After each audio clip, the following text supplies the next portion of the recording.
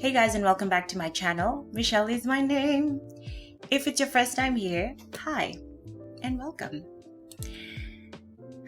I felt like it would be a good day to do a chill video, nothing too much going on. I have a head scarf because my head is I'm having a really bad head day and my hair looks, not the best. But in this situation, I just cannot be bothered to keep doing my hair at this point. So I'm just chilling, so no judging, okay? I figured it would be a good idea to have a chill video and basically just talk about makeup brands that I have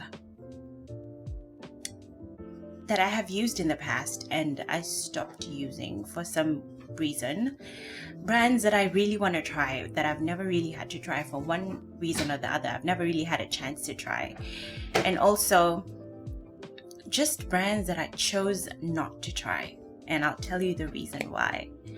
So just to start with, maybe the brands that I used to use in the past. I have a list just so I don't forget, and the first one that I want to start with is Black Opal.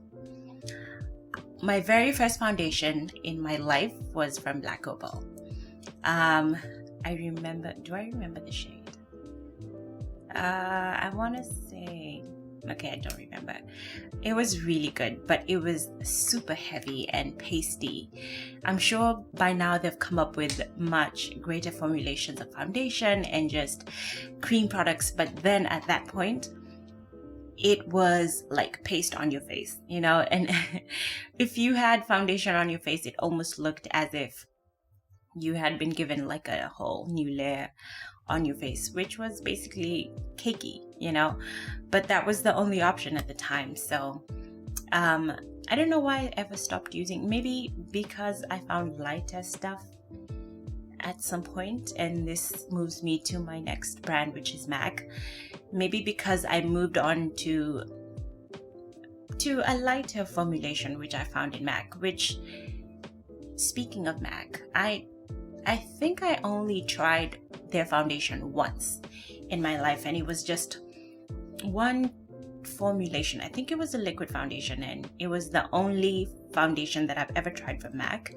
I've used other things like their Fix Plus, I've used their primer, I've used their strobe cream, I've used their powder, but I've never really tried anything other than that from MAC, which now I'm kind of wanting to go back and find out, so what's happening with MAC. I just feel like a lot of the times they had so many things that were coming out that I just could never keep up, and so I moved on. I moved on to a brand called Bare Minerals, which was a powder foundation.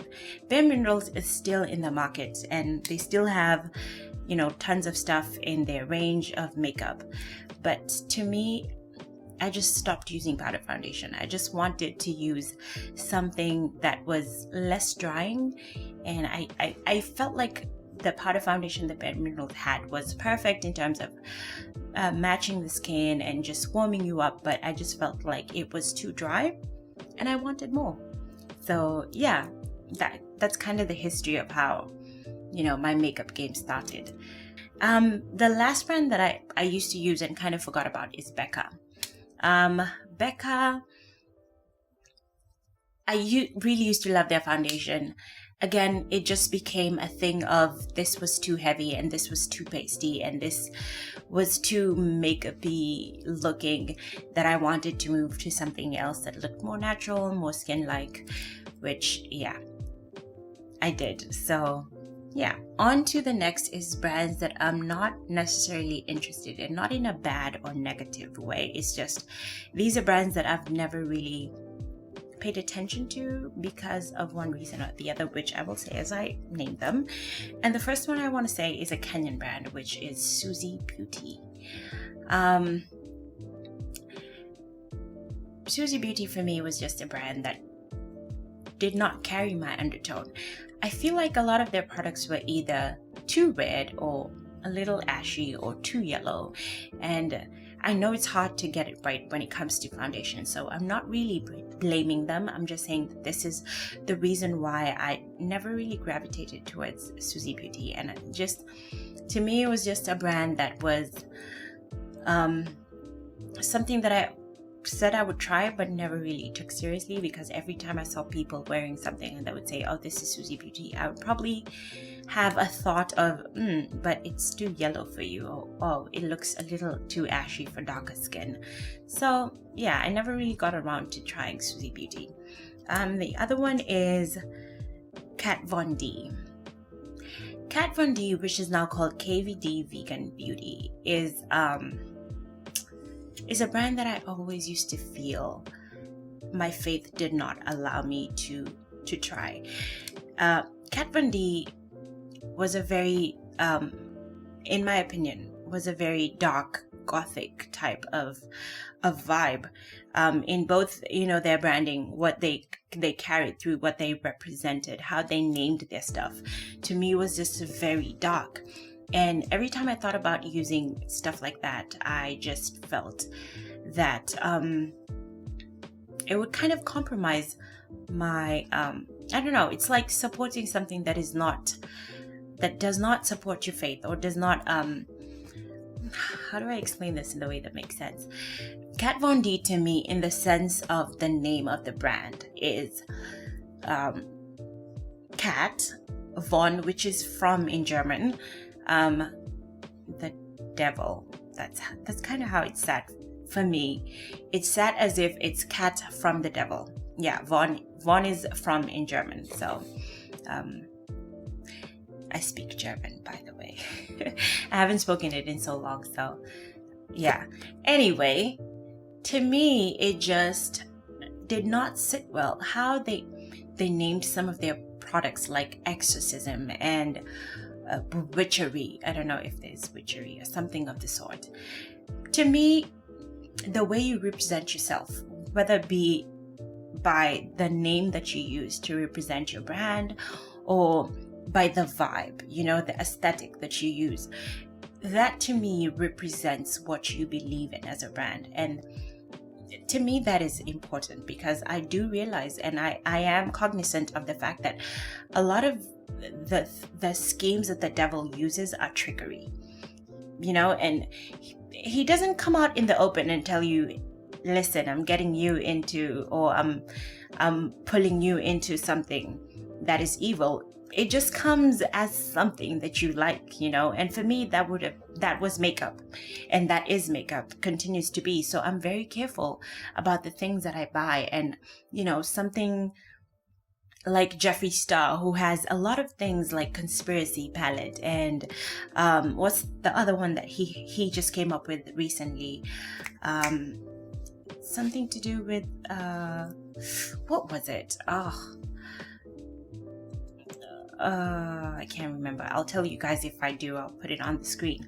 But all those things to me have a representation of sorts, I think it was called Cremation Palette from Jeffree Star.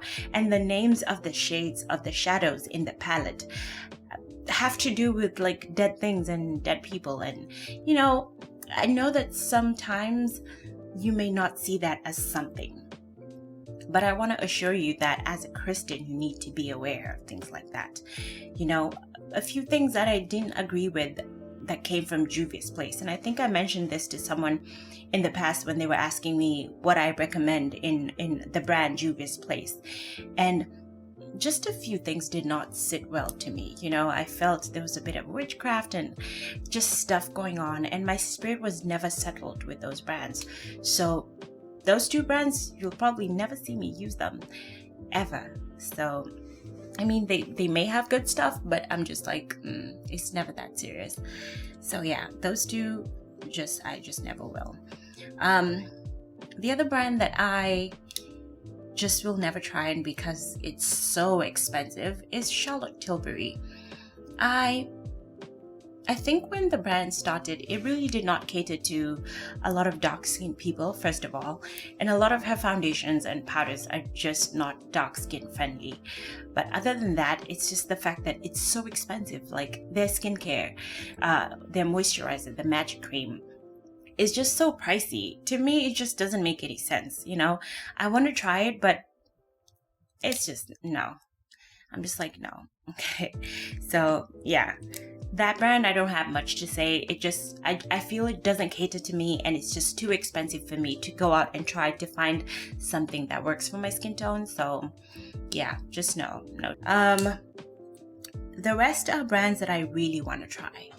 Some of them are pricey, but I just have really wanted to try them because I feel that they're effective, or this is both makeup and skincare. They're effective, or just maybe because they cater to my skin tone and have a lot of things that, work for my skin tone. And the first one that I want to mention is Pat McGrath. Very expensive brand, but fantastic. I have tried their concealer, I think. I just got a sample size and I tried it, and it was just flawless and just beautiful and gorgeous. And they have skin tones and undertones. They have shades and undertones that match my skin tone, which I just love. But it is very expensive. I think an eyeliner is about, I want to say $29, which is not as expensive, but there are brands that are much cheaper than that. Their concealer is about I'm not sure if it's $32 or their foundation is $65. And to me, it's just very expensive, but a brand that I've always wanted to try. The next that I want to try, which I've only tried one thing from their brand, which was an eyeshadow palette, is the Joanna K Cosmetics. This is a Kenyan brand. In case you don't know and you're not from Kenya, this is a Kenyan brand. I have tried their eyeshadow, which was okay, but I really want to try like their lipstick and their glosses and I think she has lashes as well. I really want to try, and most so because I also want to support Kenyan brands on my channel, and just in general I would love to support Kenyan brands, but most so because I think the owner really understands makeup, which I appreciate, and I can sit here and say I have seen, and I can appreciate that she she knows what she's doing. And so I would like to sample them and test them and just kind of get a feel of what they're like, because I never really delved into it. So yeah, I would love to try it. The other brand, which is a skincare brand, is Paula's Choice. Paula's Choice is also very expensive. A lot of their serums are just really, I don't want to say overpriced, because obviously they know that they have value and they bring something to the table, but I just feel that they're so expensive. But I still want to try them. A lot of the brands that I haven't tried, possibly because they're just really pricey and high up there, and I've always kind of paced myself to not spend too much on things that I feel I could get for less. But as pertains to quality, I think she does have a lot of things that are good, that are great, that I really want to try. So yeah, Paula's Choice is one of those. Another Kenyan brand is Pauline Cosmetics. This I have never really tried. I've only seen their social media and stuff on Facebook. I don't know if they have an Instagram account, but I know I've seen them on Facebook. And I've always wanted to just kind of try, and do a video where I try all Kenyan brands, a video dedicated to Kenyan brands, just to see what is good out there. I did see someone do a review on her foundation line, and it came across a little oily, but I still want to try it for my skin, because everyone has different skin types, so you never know. It probably could be something that I would like. So I'm interested to try it. I really am. So yeah, I think now is a good time to kind of play with everything and just try different things and see what I end up liking. So that's it for this video. I only just wanted to come here and share with you guys the brands that I have tried and my opinion about those brands and everything. And yeah, I guess that's it for this video, like I said. And I really do hope that you guys have enjoyed this video. If you haven't already, please consider subscribing to this channel. And don't forget to give me a thumbs up for this video and leave me a comment. Tell me what you think about the things that I've said in this video. If you have a different opinion, I want to hear it. I want to know what you think. And I'll see you guys on my next video. Okay, goodbye. God bless you.